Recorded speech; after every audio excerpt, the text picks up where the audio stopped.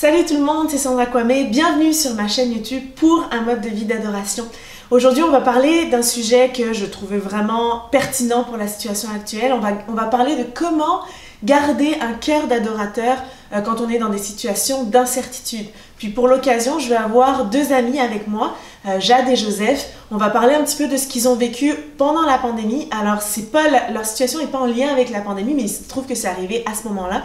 Et je voulais vraiment avoir leur témoignage, puis surtout d'avoir leurs clés pour savoir comment justement garder ce cœur, comment continuer à adorer Dieu quand on est dans une situation qu'on ne comprend pas, quand on est dans une situation même parfois où on est en colère, où on a des doutes et qu'on ne voit pas forcément la main de Dieu à ce moment-là. Comment garder le cœur d'adorateur même quand le miracle n'arrive pas alors qu'on le demande. Donc restez avec nous, on commence ça tout de suite.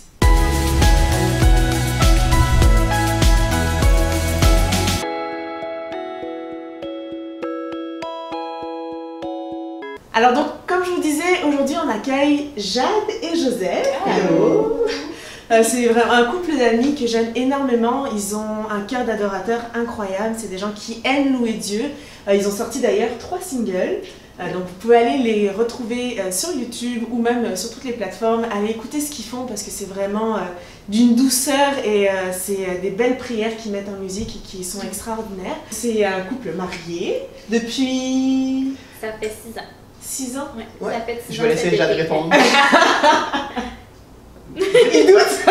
Oui, j'ai douté moi aussi, mais non, ça fait 6 ans depuis juillet. C'est vrai. Ok. Ils sont mariés depuis 6 ans, puis je les ai choisis pour cette capsule parce que on est dans une période d'incertitude, 2020 entier, une période d'incertitude. Je pense qu'on est au mois de novembre, puis on réalise qu'en fait on a passé l'année au complet en ne sachant pas comment est-ce que ça se passe. C'est bientôt l'anniversaire du COVID. Oui, c'est vrai. 18 décembre, je crois. Puis, donc il y avait toute cette incertitude. On trouvait que c'était un thème qui était quand même très pertinent avec ce qu'on vit en ce moment. Mais Jade et Joseph ont vécu une période d'incertitude qui est hors du Covid, mais qui est tombée dans cette période. Et le thème, et c'est pour ça que le thème que je voulais que ça soit comment garder un cœur d'adorateur quand on se trouve dans ces situations d'incertitude. Puis je pense que c'est le cas pour plein d'entre nous. Je pense que c'est le cas pour plein de personnes qui regardent en ce moment. On se retrouve dans des situations où on ne comprend pas, on ne sait pas ce qui se passe. On va le dire, des fois on ne comprend pas pourquoi Dieu permet que ça arrive, puis ça vient piquer notre foi. Puis c'est sûr que c'est des moments où justement c'est là que notre foi elle embarque et qu'on essaie de se rapprocher de Dieu, mais c'est pas parce qu'on est des adorateurs, c'est pas parce qu'on sert Dieu dans la louange que c'est forcément évident et que forcément on va passer à travers ces vallées les deux mains dans les airs. Puis je trouve ça important de pouvoir en discuter, donc je vais vous laisser d'abord la parole. Je veux d'abord qu'on parle d'adoration avant de parler de ce que vous avez vécu. Puis j'aimerais savoir, pour vous, c'est quoi l'adoration? Ben, moi d'ailleurs, j'avais regardé un enseignement récemment. Puis en fait, c'est ça, j'ai trouvé dans ce que j'avais vu, il donnait une super belle définition de l'adoration. Puis en fond, je voulais partager ça. Fait que le verbe adorer dans la Bible traduit le mot grec proskuneo, je l'ai sûrement butchered complètement, ou le mot hébreu sacha, facile, qui veulent tous les deux dire se prosterner, s'agenouiller, se baisser en signe de révérence, se courber face à un être supérieur. Adorer n'est donc pas une question de musique ou de parole, mais plutôt une posture de soumission, de prosternation d'un être inférieur envers celui qu'il reconnaît comme un être supérieur. Wow. Cette posture n'est pas que physique, mais elle est aussi dans le cœur. Wow, c'est super beau. Moi, pour vrai, ça me parle vraiment beaucoup, parce qu'au final, on adore quand on prend le temps de reconnaître Dieu comme supérieur, souverain, peu importe ce qui advient. Puis, même si je peux ajouter, pour moi, la composition de musique, puis de chants liturgiques, des chants qu'on chante à l'église, c'est des outils qu'on se partage pour s'encourager mutuellement à placer notre cœur dans une posture d'adoration. En se rappelant dans la vérité de qui Dieu est. Wow. C'est vraiment bon. Je l'ai écrit parce que je trouvais que je voulais que ça soit plus clair comme ça. C'est excellent. Oui, puis si je peux juste rajouter, je pense que je pense que tu l'as bien abordé, mais pour moi, l'adoration, c'est plus que lever les mains, chanter, prier, c'est tellement comme une attitude qu'on adopte dans la vie de tous les jours, tu sais. Quand je reçois chez nous, puis que je fais de la nourriture aux gens, puis que je prends soin des gens, puis que j'écoute les gens parler, puis que je peux les encourager, je pense vraiment que ça aussi, c'est une forme d'adoration, dans le sens que je prends soin de mon prochain, puis t'aimes ton Dieu de tout ton cœur, toute ta force, puis tu t'aimeras toi-même, puis t'aimeras ton prochain comme toi-même. Je trouve que cette partie-là de l'adoration, des fois, on peut penser que c'est dans une boîte, mais finalement, c'est tellement dans tout ce qu'on fait, puis c'est tellement un mode de vie qu'on peut adopter à tous les jours, de choisir d'être en posture d'adoration, posture de cœur, puis c'est ça. Je pense qu'on se rejoint vraiment là-dessus que c'est ça. Pour nous, c'est un mode de vie, c'est pas juste le dimanche matin ou sur un live le jeudi après-midi. Ouais, c'est pas juste le temps d'une chanson, c'est le temps de les entre-deux aussi. Entre la chanson puis l'autre chanson de la semaine prochaine. Je suis tellement d'accord. Puis ça rejoint vraiment ce que j'essaie de répéter. Puis le but justement de cette chaîne, c'est de faire comprendre aux gens que tout le monde est des adorateurs. On est tous des adorateurs. C'est pas parce que tu sais pas chanter que tu dois pas adorer Dieu. Et parce que je trouve que tu l'as très bien dit, c'est une posture prosternée, c'est de reconnaître finalement la grandeur de Dieu. Et des fois, on va reconnaître la grandeur de Dieu en le chantant. Mais comme justement tu l'as dit également, c'est une attitude qu'on doit avoir, qu'on doit adopter au quotidien. Merci pour ça. Fait qu'on va parler justement, maintenant qu'on sait ce que c'est que l'adoration, puis qu'on connaît un petit peu plus aussi votre cœur sur l'adoration, comment vivre ça justement quand on traverse des périodes d'incertitude. Puis qu'est-ce que c'est que l'incertitude? C'est en fait quand on perd complètement le contrôle et que du coup on ne sait plus qu'est-ce qui doit arriver, comment gérer ce qui va arriver, et qu'on est complètement dépendant, pour ceux qui croient pas en Dieu, je dirais, dépendant du destin, et que nous, on est complètement dépendant à ce que Dieu est en train de faire, parfois dans l'invisible, puis qu'on doit apprendre en fait à relâcher le contrôle que nous, on veut avoir, puis essayer de se remettre entre ses mains. Donc, est-ce que vous auriez une autre manière de définir l'incertitude? C'est sûr que présentement, ce qu'on vit, c'est de l'incertitude. On ne sait pas si la semaine prochaine, on va pouvoir aller... on ne sait même pas encore si on va pouvoir fêter Noël avec nos familles. Ça peut être un... Je sais que, mettons, je pense à ma belle-mère ou à mes parents qui ont vraiment hâte de passer du temps toute la famille ensemble parce que là, ça fait longtemps, tu sais. Puis ça peut être une source d'incertitude. Ça peut être quelqu'un qui a fait un gros examen. J'ai une amie qui est sur le point de passer le barreau, puis pour elle, c'est un gros source de stress, en plus de tout ce qu'on vit par rapport à la pandémie, par rapport à on va-tu tomber malade, on va-tu perdre un être cher qui va succomber à la maladie, tout ça. Je pense que ça peut vraiment faire partie de l'incertitude. Si on peut parler dans notre cas, on s'attendait pas du tout à ce que je tombe malade cette année. Là, on avait planifié notre vie 5 ans d'avance. Oui, tu sais, c'est ça. Nous, on avait un plan de 5 ans que Mathieu nous avait aidé à faire. C'est bon, ça. Non, on avait, tu sais, nous, notre vie était startée, puis était commencée, puis on s'attendait pas à ça.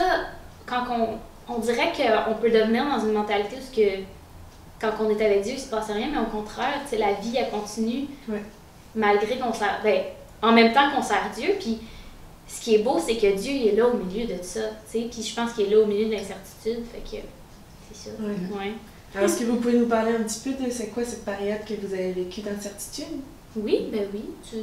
Non, vas-y. Ok. Dans le fond... Ça te regarde beaucoup. Je me suis réveillée un matin en avril, puis j'avais vraiment des grosses douleurs au niveau de l'abdomen. Puis ça faisait juste comme augmenter, je me suis mis à faire de la fièvre, j'ai commencé à divaguer, à vraiment comme perdre la carte. Et puis finalement, Joseph a dû m'apporter à l'urgence parce que il n'y a rien qui fonctionnait. On essayait de prendre un bain ou quoi que ce soit. Je perdais la carte, puis ça allait vraiment pas. Ça ressemblait à une grosse crise d'appendicite. Une grosse, là. On était pas mal sûr que, tu sais, on pense aux choses qu'on connaît là, quand on tombe malade. Fait qu'on était sûr que c'était ça. Et puis finalement, j'étais arrivée à l'hôpital, c'était pas ça. Puis ça a pris quelques jours avant qu'on voit ce que j'ai. Et puis finalement, je suis restée... Pour faire une histoire courte, j'ai été hospitalisée 3 fois de suite pendant entre le 13 avril et le 22 mai, disons. Fait qu'environ un mois et demi. Oui. Back à back, là. Ouais. J'étais, dans le fond, dans ces 2 mois, j'étais 36 jours à l'hôpital, dans mon lit, à avoir mal. Puis il faut préciser que, vu qu'on est en période de COVID, Oui. Joseph pouvait pas être avec Jade. Ouais. Tu étais toute seule à l'hôpital, puis toi, tu vivais ça tout seul à la Je maison. vivais ça de mon côté tout seul, en FaceTime en larmes avec mes sœurs puis mes amis. Ouais. Puis Jade, évidemment.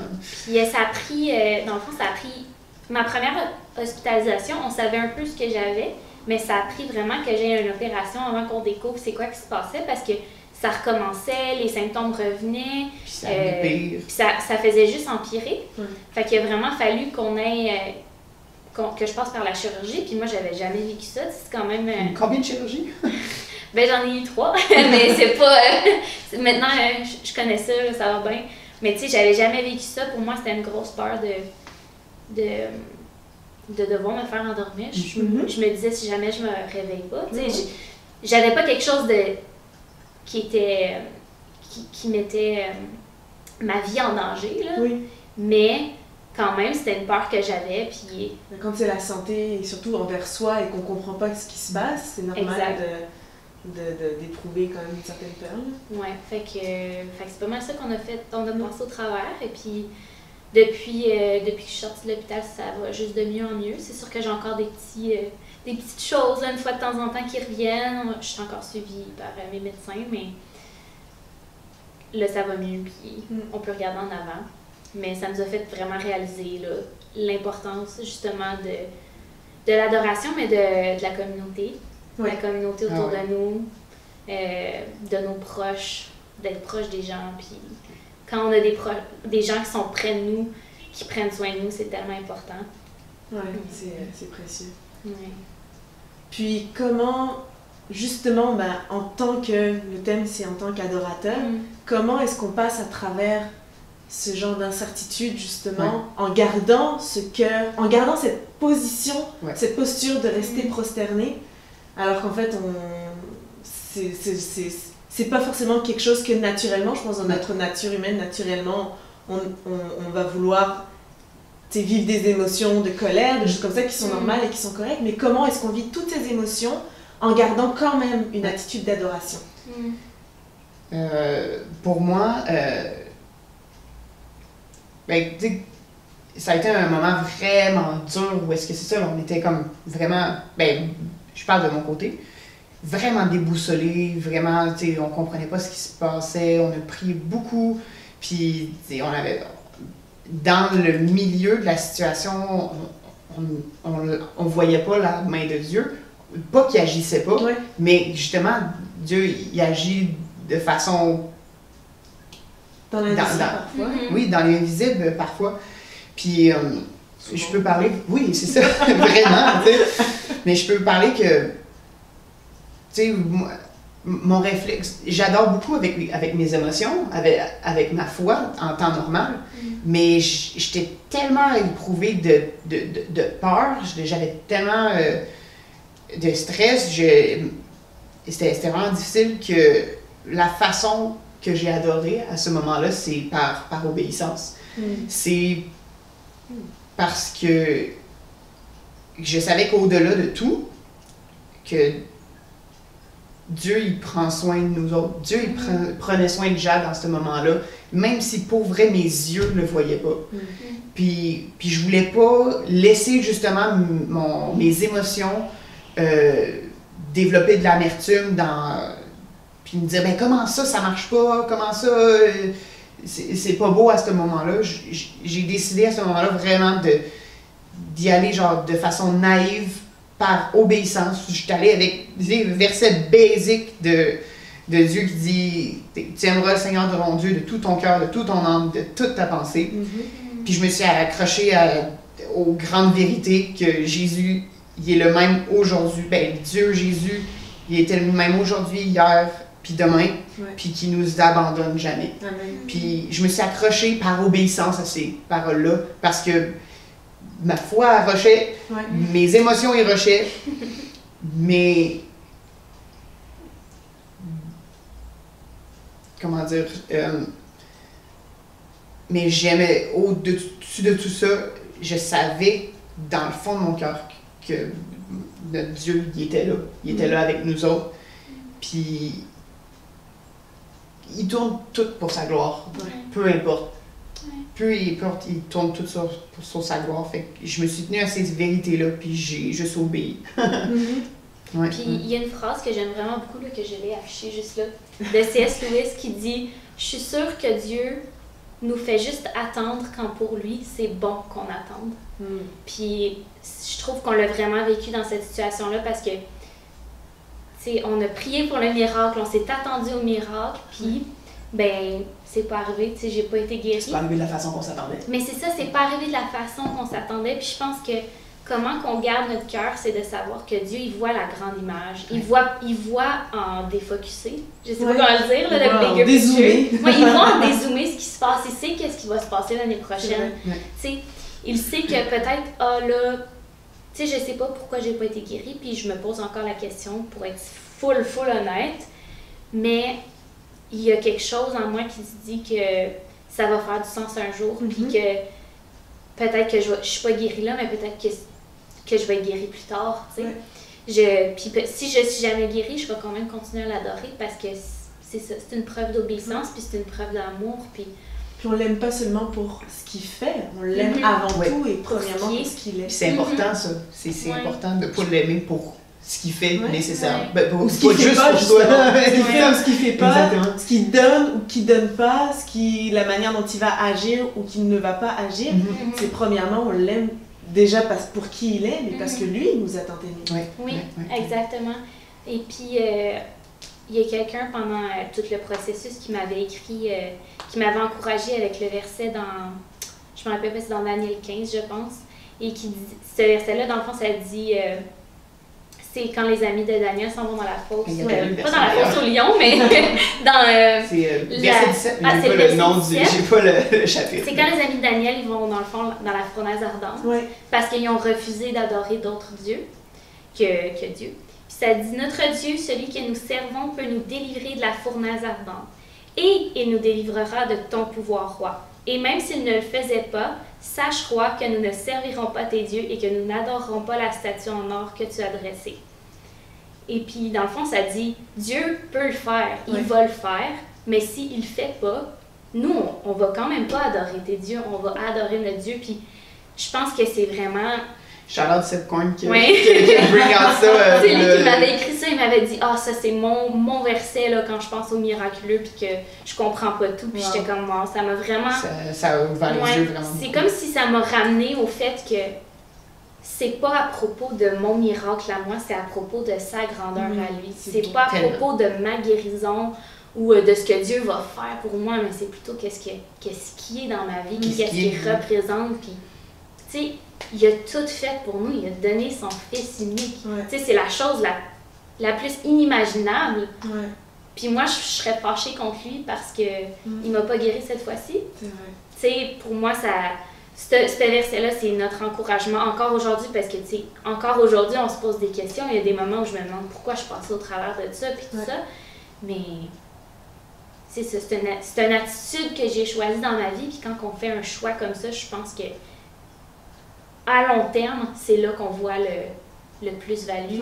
Comment, justement, maintenant qu'on a dit l'attitude, qu'on a dit tout ça, ben, est-ce qu'on aurait des clés pratiques à donner? Parce que c'est facile de le faire, mais pour se souvenir dans ces moments-là, comment est-ce qu'on peut avoir des clés, des outils pour nous aider à vivre ces périodes-là? Tu as dit quelque chose? Oui, je vais juste dire un petit quelque chose rapide. Moi, ma clé, là, c'est d'être authentique devant Dieu, de rien lui cacher parce que, tu sais, quand j'étais dans mon lit d'hôpital puis que j'étais tannée d'écouter des chansons qui me rappelaient la fidélité de Dieu, ben il le voyait, fait que ça servait à quoi que je lui cache, tu sais. Je pense que d'être authentique devant lui, comme David l'était, de lui dire, Dieu, t'es où dans tout ce que je vis, puis qu'est-ce que tu fais, puis pourquoi t'agis pas, je pense que de pas lui poser, c'est de se cacher de lui, puis c'est de créer de la distance. L'important, c'est toujours de rester connecté. Continuer à lui parler. Oui, exact. Comme avec mon mari, tu sais, si on vit, mettons, une saison plus difficile où est-ce qu'on s'entend moins bien ou ou quoi que ce soit, je peux décider de me déconnecter, mais si je reste connectée avec lui, c'est ça qui va faire que on va continuer, puis on va pouvoir être capable de passer au travers. C'est comme tout ce qu'on a passé au travers, on aurait pu complètement se déconnecter émotionnellement. On n'était jamais ensemble, tu sais. Mais non, on a décidé de rester connectés, puis je pense que c'est la même chose avec Dieu. C'est quand on reste proche de lui, il est capable de gérer nos colères, il est capable de gérer nos questionnements, puis il va toujours avoir de la grâce pour nous, même si nous, on est fâchés ou on le comprend pas. Puis je pense que pour moi, ça a été ma grosse clé, c'est de pas lâcher puis de rester connecté, même si je comprenais pas. Parce que sinon, ben, c'est tellement facile. C'est tellement facile. C'est tellement comme légitime dans un sens. Oui. Mais ouais. Je rebondis. Quand on regarde dans la Bible dit que Dieu cherche des adorateurs qui l'adorent en esprit et en vérité. Puis l'authenticité, ben, ça fait partie de la vérité. Oui. Je cache pas que je suis devant Dieu, parce que de toute manière, il le sait, il le voit. Et au contraire, ben, c'est ça, de toujours continuer à lui exprimer. Il est capable de prendre nos meilleures émotions comme nos pires. Il n'y a rien qui va le frustrer, il n'y a rien qui va le choquer, puisqu'il connaît ce qui se passe au fond de ton cœur. De l'exprimer, ça fait juste, ben, Dieu, je suis suffisamment proche de toi, puis j'ai suffisamment cette relation avec toi pour être capable de te dire aussi quand je vais pas bien, puis quand j'ai vraiment besoin que là, tu agisses dans ma situation, ou que tu viennes simplement, même si la situation ne se règle pas, venir déposer ta paix dans mon cœur, parce que là, moi, je suis pas capable par moi-même. Puis,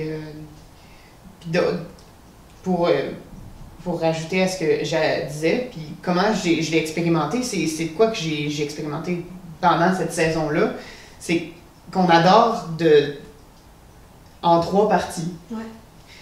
On adore par nos émotions, c'est bon. On adore par la foi, puis on adore aussi par obéissance, parce que Dieu nous l'a demandé. Puis c'est comme 3 safety nets à notre relation avec Dieu. 3 quoi? 3 filets de sécurité à notre relation avec Dieu. Puis, dans le fond, c'est quand ça va bien, t'adores facilement avec tes émotions. Quand tes émotions, ils lâchent, t'adores avec ta foi.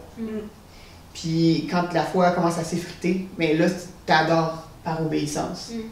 Puis Dieu, il vient de toute façon. Puis il vient genre mettre du baume sur tes blessures, puis il guérit un morceau à la fois.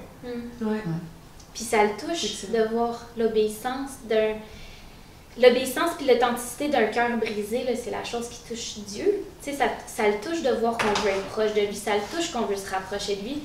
Tu sais, ça dit que l'homme regarde à ce qui frappe les yeux, mais Dieu regarde au cœur. Fait que si ton cœur est authentique, même dans la blessure, même dans l'incompréhension, même dans l'incertitude, même quand tu es fâché, puis si tu décides d'obéir, je pense que c'est là que Dieu, ça le touche, puis il aime ça voir ses enfants être proches de lui.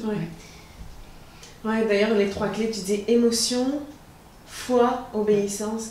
Dans le fond, il n'y a pas de mauvaise manière d'adorer Dieu. L'important, c'est juste de l'adorer. L'important, c'est juste d'avoir cette attitude de se prosterner devant lui. Puis, la position, peu importe aussi, je dirais même la position que tu prends, dans laquelle tu te mets pour adorer. Puis, je parle pas forcément d'une position physique, mais la position de ton cœur. Peu importe que tu sois à ce moment-là en plein doute, que tu sois en colère, que tu sois dans l'incompréhension, que tu sois justement dans l'incertitude. L'important, c'est de continuer à adorer Dieu, continuer à te souvenir de tout ce qu'il a déjà fait pour toi. Continuer à se souvenir que Dieu reste Dieu, que son amour ne change pas, que sa grandeur et sa puissance ne changent pas. Et puis si tu te le rappelles, c'est sûr que déjà en passant du temps dans sa présence, à te le rappeler, ça va venir mettre un baume, même si ça ne donne pas la solution tout de suite. Ça vient aider. Alors oui, c'est sûr que c'est plus facile sur le moment, l'émotion que tu vis, mais c'est correct de vivre cette émotion-là. L'important, c'est de l'exprimer à Dieu, puis de continuer à adorer. Tellement. Nice. Merci en tout cas les amis. Merci pour le témoignage. J'espère vraiment que vous avez été bénis, que ça vous a surtout donné des clés, que ça vous a surtout... que ça a peut-être répondu à des questions, que ça a peut-être même enlevé pas des tabous, mais certains acquis qu'on peut avoir parfois, que la vie du chrétien doit être parfaite, la manière dont on doit parler à Dieu doit être parfaite, la manière dont on doit prier doit être parfaite. On doit tendre c'est sûr, à avoir une vie de sainteté, mais Dieu il est conscient qu'on n'est pas parfait, il est conscient clairement de nos défauts puis de nos péchés, mais c'est de garder cette attitude authentique, de rester des adorateurs en esprit et en vérité, puis c'est ça les adorateurs que le Père recherche, c'est ça l'attitude qu'il veut qu'on adopte en toutes circonstances et dans la certitude. Donc vraiment, merci d'avoir suivi cette vidéo et vraiment, encore une fois, soyez bénis et on se dit à la prochaine.